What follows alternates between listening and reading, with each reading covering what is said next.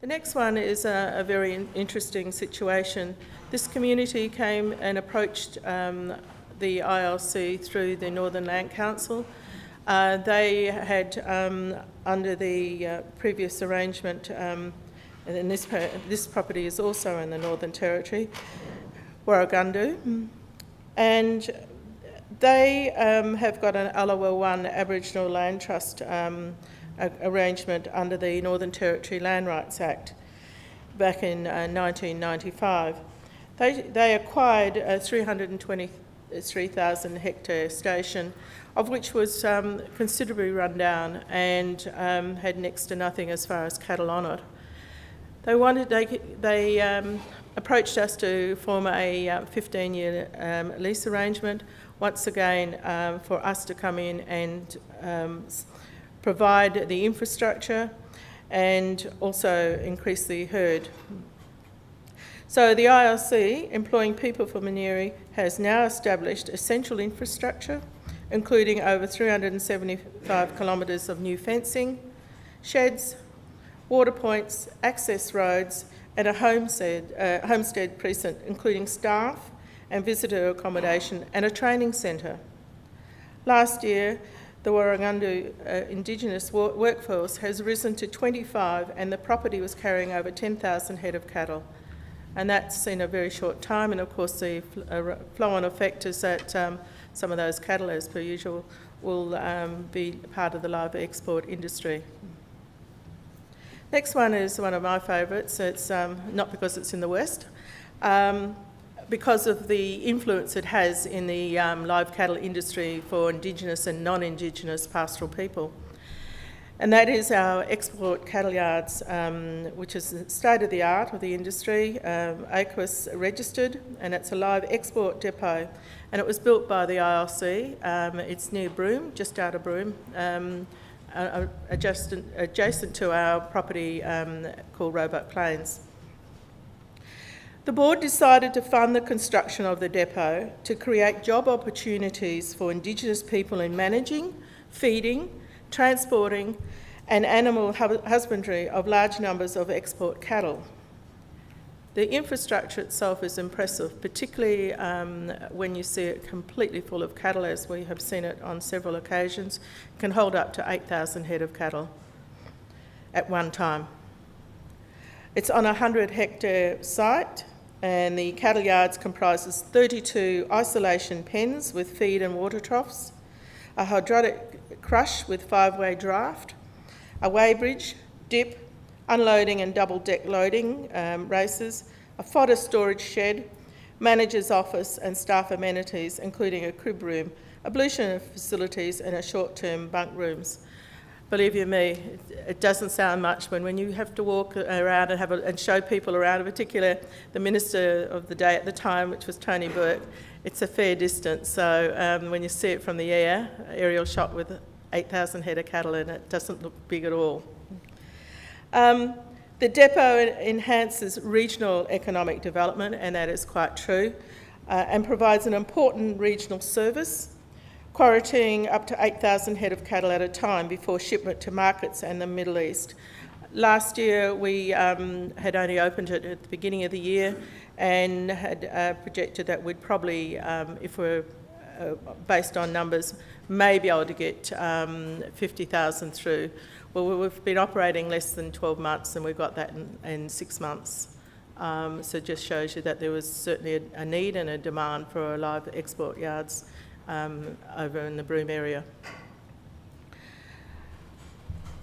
Indigenous trainees from the ILC's nearby Roebuck Plains station are paid award wages and employed on a rostered rotational basis at the export depot to gain skills and on-the-job training as part of their Certificate 2 in Agriculture, which is beef cattle production.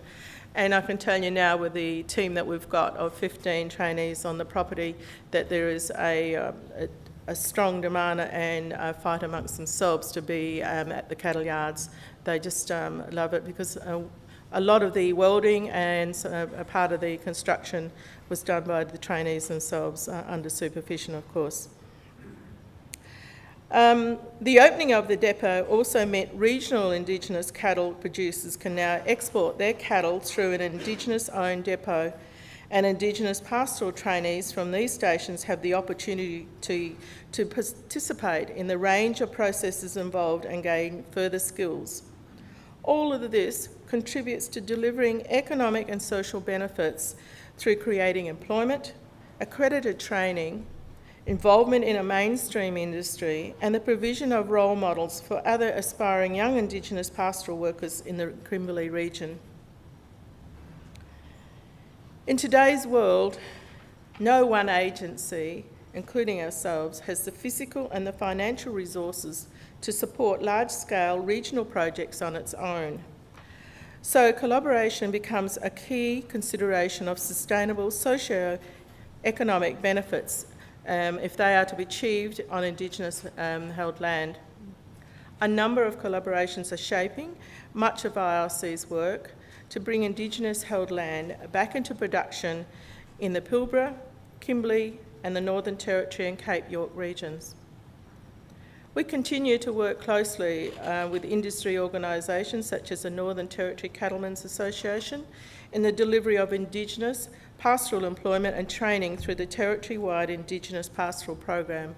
And we've been operating and working closely for quite a few years now, and there has been some fantastic results due to that partnership and collaboration. We also work in Western Australia. We've adapted long-term approaches to economic development through the Kimberley Indigenous Management Support Services, a lot of people may know it as KIMS, and the Pilbara Indigenous Management Support Services, PIMS. Both of these have major regional programs and are co-funded by the Department of Agriculture and Food, WA, and have won twice now the WA Premiers and Prime Minister's Awards for excellence in service provision to Indigenous owners. It wasn't just to Indigenous owners. The WA is the top award. It's the Public Sector Management Award. It's given by the Premier. Thank you. It'd be remiss of me not to just quickly talk and to raise it about our largest and biggest project, and that's the acquisition of the Ayers Rock Resort.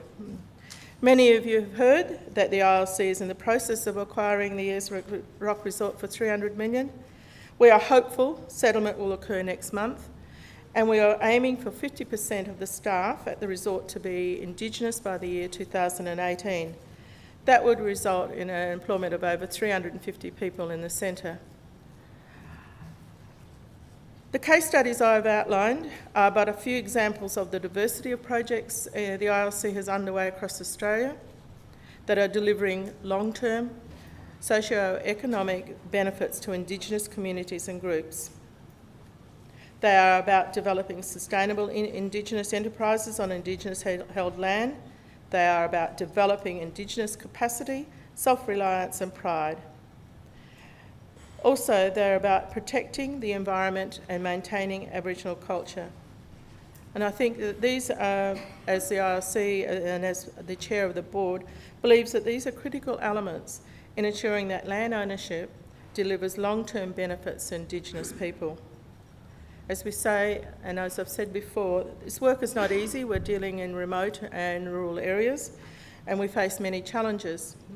These challenges include issues of governance and capacity development, training and employment, the cost of developing infrastructure, and the need for ongoing support. But the ILC also recognises that the live export industry itself is facing considerable challenges on many fronts: export quotas, weight restrictions, and animal welfare issues, to name but a few. But the ILC is here for the long haul, because we believe that this economic and social benefits that Indigenous people derive from participation in the live cattle export industry cannot be ignored. We'll face these challenges together. Thank you.